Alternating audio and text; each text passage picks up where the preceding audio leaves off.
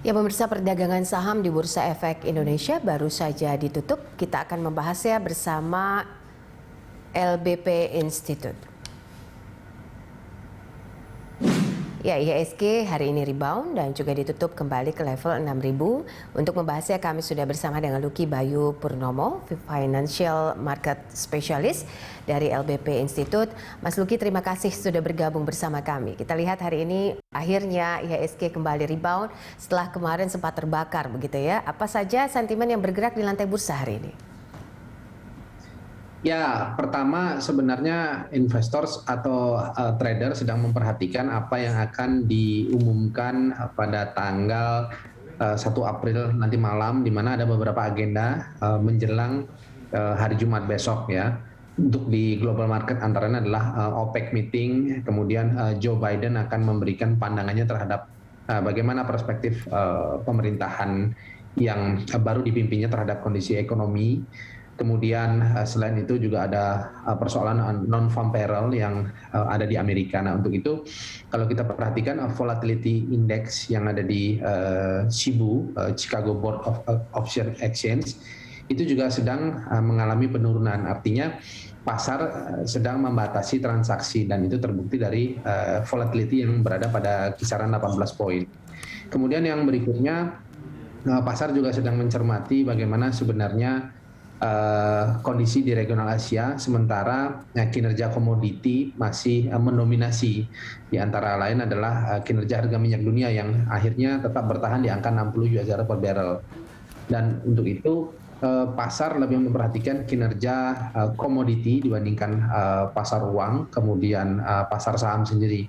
Dan pasar komoditi untuk saat ini memang dapat dikatakan menjadi primadona karena memiliki tingkat volatilitas yang tinggi, didominasi oleh harga minyak dunia dan harga emas. Nah, itu yang menyebabkan pasar cenderung bergerak cukup tertatih-tatih untuk sampai ke level 6.000 ya.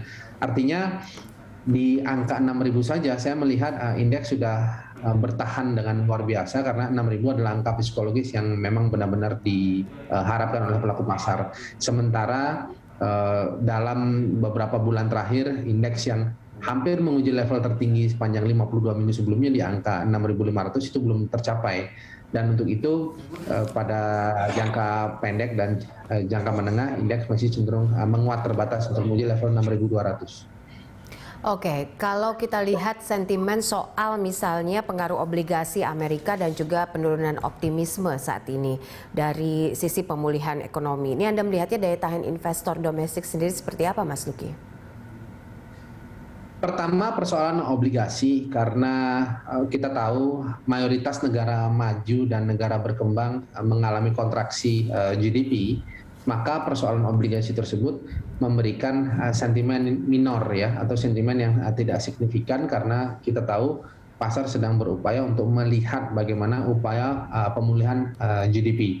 Nah, sebut saja di Amerika dengan kepemimpinan Joe Biden itu banyak sekali reformasi yang dilakukan untuk mencapai ya pertumbuhan ekonomi atau PDB yang optimal. Kemudian yang berikutnya, kalau kita perhatikan mayoritas kinerja Dow Jones, kemudian S&P 500, kemudian Nasdaq itu belum sampai kepada teritori positif atau angka tertinggi yang pernah dicapai pada masa kepemimpinan Donald Trump. Nah, sehingga justru itu menjadi PR besar bagi Joe Biden. Nah, untuk itu pasar lebih memperhatikan instrumen jangka pendek dibandingkan instrumen jangka panjang seperti obligasi.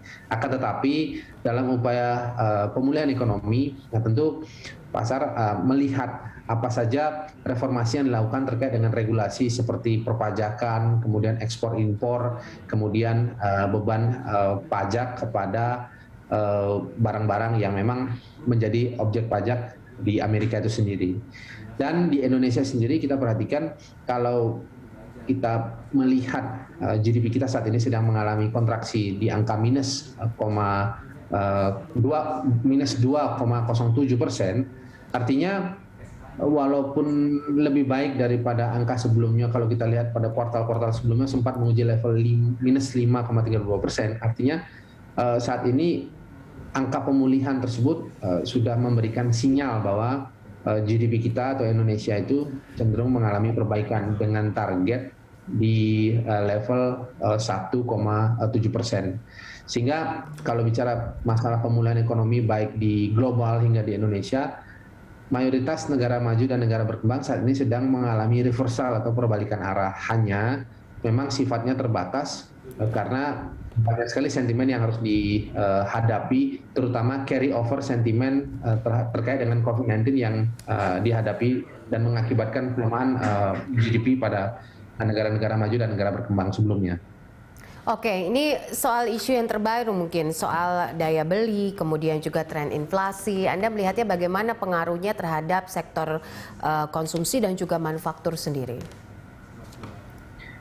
Pertama, karena adanya persoalan perbankan terkait dengan non-performance loan yang berhubungan dengan daya beli, kemudian serapan kredit, kemudian kemampuan konsumsi bagi sektor consumer good, maka ini belum dapat dijadikan satu sinyal positif kalau kita melihat persoalan daya beli itu menjadi satu perhatian. Kenapa demikian? Karena 1 tahun sebelumnya kalau kita lihat ada berbagai macam program yang berhubungan dengan relaksasi, antaranya adalah relaksasi perbankan terkait dengan kredit consumer. Nah, kredit consumer walaupun diberikan kebijakan tidak perlu membayar pokoknya untuk sementara waktu, kemudian mengalami penurunan bunga dan tidak diminta untuk membayar bunga dalam program relaksasi ini, tetapi yang jadi perhatian adalah pada program-program ini memiliki batas waktu karena program ini berlaku pada program tahunan. Nah, jadi persoalan apabila pada tahun berakhirnya program tersebut, tentu ada akumulasi beban kredit, beban bunga yang harus dihadapi atau harus dibayar oleh debitur.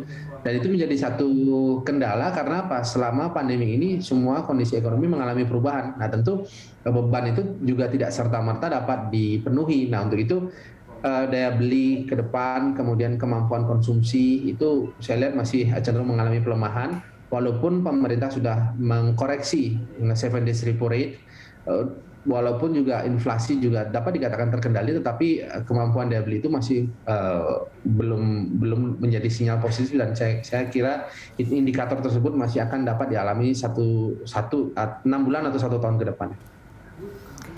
Oke, untuk rekomendasi investasi mungkin di tengah kondisi makroekonomi saat ini seperti apa?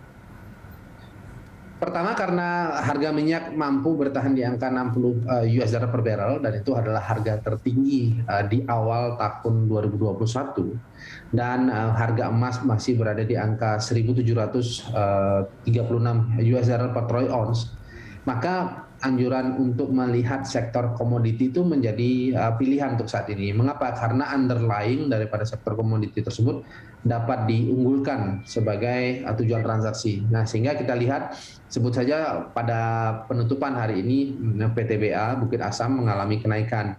Kemudian Medco sendiri belum mengalami perubahan, akan tetapi harga atau kinerja harga saham Medco itu masih sustain atau masih berada pada level yang sama.